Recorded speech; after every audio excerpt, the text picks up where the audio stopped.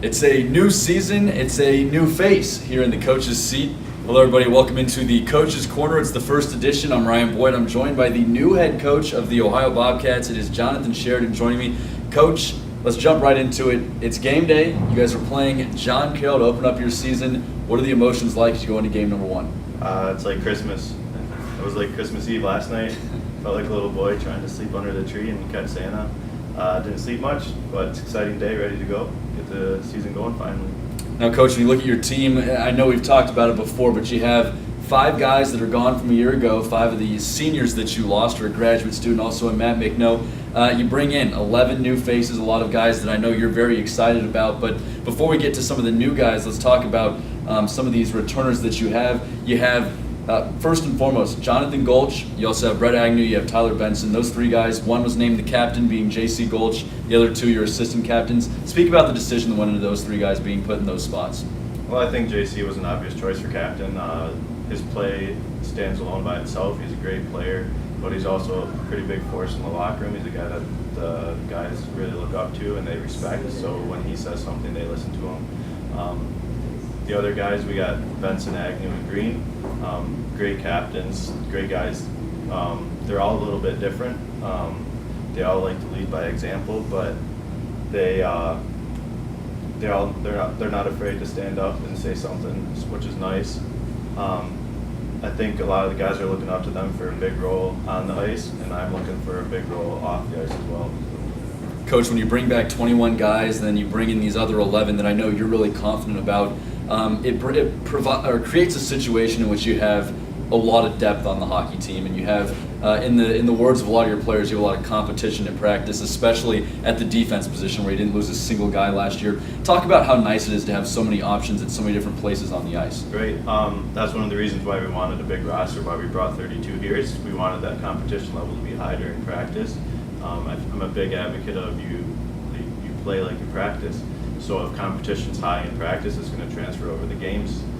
Hopefully what we're trying to do here is make practice harder than games. So when you get to the game situations, you've already been there, you know what to expect. You've pushed yourself, you push your teammates. Therefore transferring to the games, making it a fun time to play. They kind of just relax and play the game they know how to play. We are very deep on the D end, which is nice. I think that's our biggest strength this year is our D core.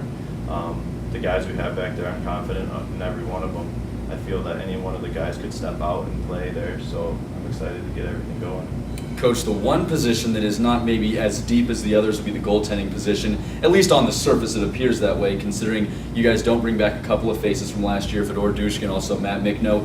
Talk about the 4 guys you have, 2 returners, 2 new faces in there. Talk about what you've seen from them so far in practice. Well, there's a lot of battle in practice. I think the door is open, so it allows the guys to kind of, whoever wants it's going to take it. It leaves the plate to be ready to step up to. There's that competition, like I said, there's 4 goalies, and I think all 4 want the position, so they're all working hard in practice, and they're going to be ready for the game.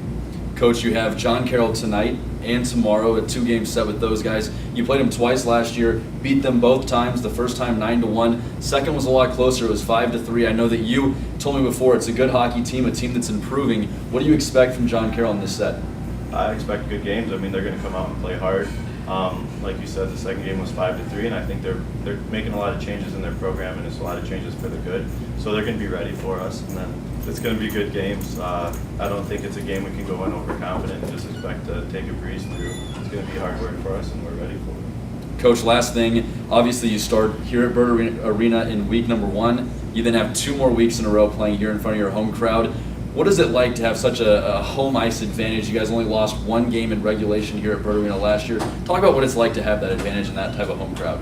Well, it's a huge advantage. I think the guys really like playing here. We have a great fan base. Our student section's great. The community kind of backs us up. They support us very well. So it's a good feeling to have. It's a rowdy place. Like it's a low barn, so everything kind of echoes in here. And then the guys, obviously they're college kids, so they're like putting on a show for their friends and maybe a couple girls in the crowd, but there's always that extra motivation there, and it's fun to be here. Hopefully we put on a good show for everyone that's coming out.